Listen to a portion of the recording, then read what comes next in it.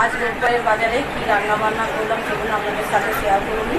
গরিব মানুষ কি আর রান্না বান্না করবো, যেটুকুনি করেছি সেগুলো শেয়ার করি।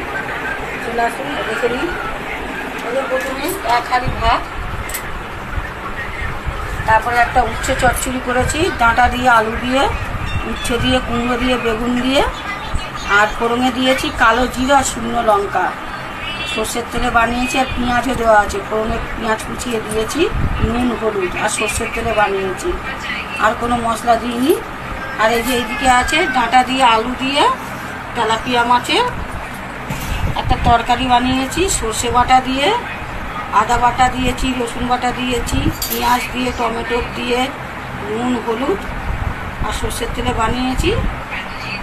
আর এই যে এখানেও সেম তরকারি, তেলাপিয়া মাছের ডাঁটা দিয়ে, আলু দিয়ে, সর্ষে বাটা দিয়ে, আদা রসুন বাটা দিয়ে, জিরে গুঁড়ো দিয়ে, নুন হলুদ সর্ষের তেলে বানিয়েছি, টমেটো দিয়েছি, আর কালো জিরে, শুকনো লঙ্কা ফোড়নে দিয়েছি, পেঁয়াজ দিয়েছি, সব রকম দিয়ে এই তরকারিটা খেতে অসাধারণ লাগে গরম ভাতে, বুঝতে পেরেছেন? একদিন বানিয়ে খেয়ে দেখবেন।